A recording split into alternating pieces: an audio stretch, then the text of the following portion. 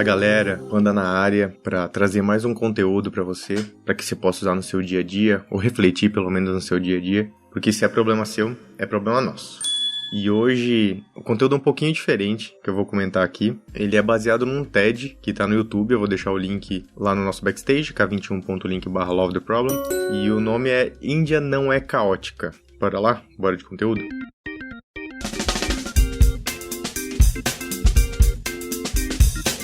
Vamos lá, vai ser diferente a forma de comentar porque é baseado em um vídeo, né? E eu nunca fiz isso aqui antes. Mas eu achei esse vídeo tão sensacional que eu gostaria de trazer alguns pontos pra vocês. Primeiro, a grande sacada pra mim, ou a primeira grande sacada pra mim, é que nesse TED, o autor, que eu não consigo pronunciar o nome, eu acho que eu pego cada vez coisas mais difíceis pra pronunciar o nome. Devdutt Pattanaik. Provavelmente não é assim que se fala, mas tudo bem, vou aceitar isso. Ele fala um pouco dessa questão da Índia não ser caótica, que ela só é um diferente padrão. E eu achei essa sacada muito sensacional. Ele começa trazendo alguns pontos culturais sobre a Índia, mostrando coisas que são padrões. Por exemplo, tem um desenho que as pessoas fazem no chão, na frente das casas e tudo mais, e ele é um padrão feito de semicírculos, pontos e conexões entre essas linhas e pontos, e que elas fazem todos os dias. As pessoas desenham isso na frente das casas e eles mostram que quanto mais diverso, maior essa sensação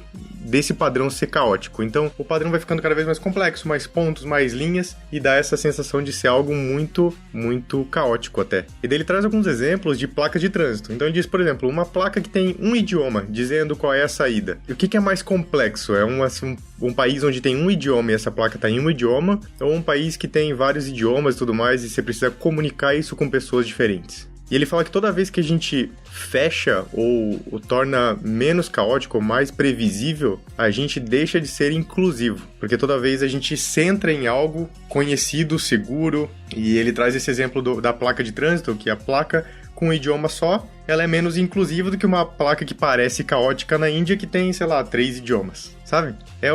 Foi um momentinho que eu tive que parar para refletir. Porque ele fala que essa unificação, por exemplo, exclui. Então, eficiência gera exclusão. E aqui, então, segundo ponto. Será que aquilo que a gente está vendo é caos ou é um padrão diferente? E o que a gente está excluindo em prol da eficiência no nosso dia a dia? Enfim, eu acho que isso é bem filosófico, mas eu acho que vale para reflexão de tudo que a gente faz. Quando a gente fala de limites bem claros para acomodar aquilo que a gente entende por diversidade, a gente cria exclusão. Então ele dá o exemplo do trânsito, né? Então, é uma via única com um carro e talvez uma calçada bem delimitada, talvez uma ciclovia no máximo bem delimitada. Daí ele traz essa reflexão. Esse trânsito exclui quem? Enquanto ele mostra aquela foto na Índia, né, que muitas vezes pra gente, aqui no Brasil especialmente, aquilo parece um grande caos e ninguém se entende, daí ele mostra uma foto com um elefante, e de repente fala, como é que a gente faz pra incluir essa diversidade? Que inclusive tem elefantes na estrada lá, né?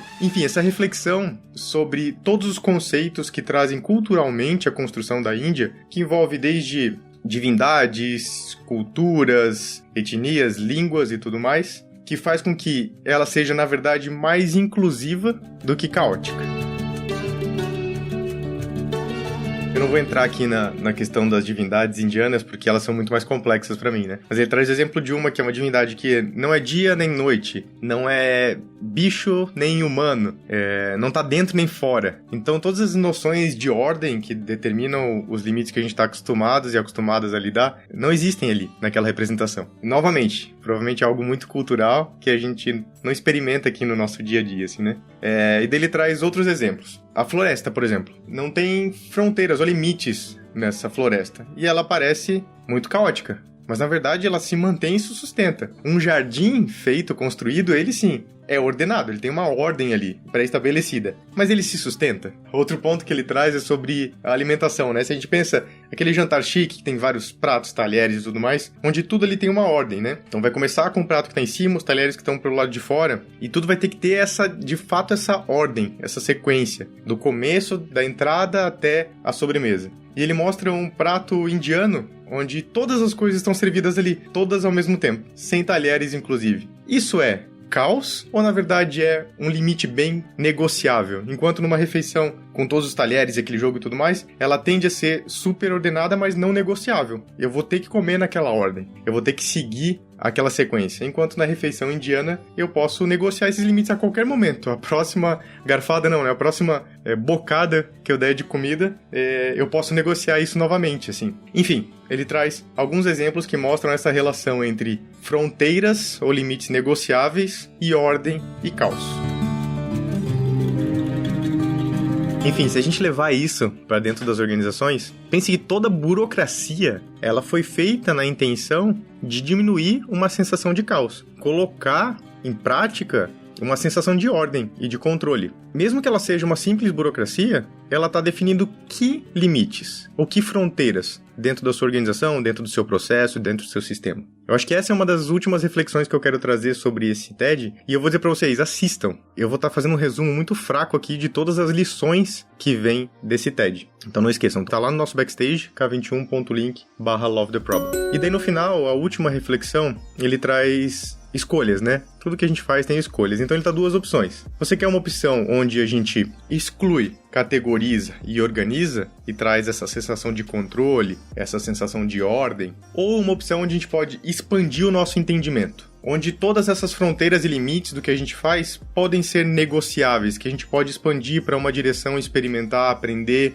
testar, provar. Então, adaptação, que a gente fala tanto em agilidade, adaptação de negócios, inovação, muito disso é muito menos sobre categorizar e organizar e muito mais sobre explorar e expandir esse entendimento. Pega uma questão de inovação, por exemplo. Quando a gente quer explorar algo novo, que a gente quer ir além daquele limite do conhecido, a gente mergulha num universo de incertezas. Dentro desse universo de incertezas, a gente vai explorar, a gente vai expandir o nosso entendimento, a gente pode co-criar, a gente vai divergir, convergir para a gente trazer algo para experimentar, de forma rápida e adaptativa. Imagina se a gente fosse pegar toda essa incerteza, se a gente fosse categorizar ela, se a gente fosse tentar organizar ela, certamente a gente ia excluir muita coisa nesse processo. Então, no lugar de partida a gente excluir, que tal a gente expandir? Que tal a gente experimentar? Que tal a gente explorar o desconhecido com limites que são muito mais negociáveis do que fronteiras super delimitadas que geram simplesmente uma sensação de ordem? Ou que tal entender que esse é o nosso momento atual da humanidade, que esse é o momento do trabalho do conhecimento, em vez de chamar isso de caótico, chamar isso de realidade. Então vamos seguir com ele aqui. A Índia não é caótica. Até o próximo. Um beijo.